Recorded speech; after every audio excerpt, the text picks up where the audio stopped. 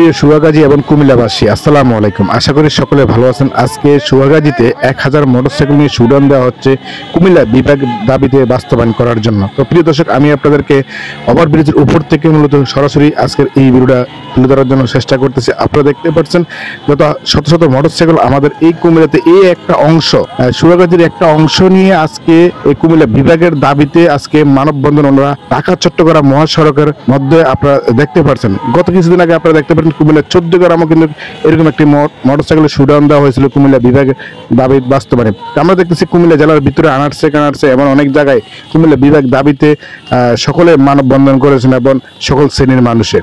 তো প্রিয় কুমিল্লার বাসী যারা আপনারা প্রবাস থেকে আজকের এই ভিডিওটি দেখতেছেন, আপনাদের সবাইকে অসংখ্য অসংখ্য ধন্যবাদ জানাচ্ছি। সকলে ভিডিওটি শেয়ার করতে ভুলবেন না। তো আমি 14 গ্রাম এবং কুমিল্লা কোনোদিন আসলে ভিডিও করা হয়নি, এই প্রথম আমার এই 14 গ্রাম এবং সুয়াগাজীর ভিডিও করার কুমিল্লা বিভাগ নিয়ে।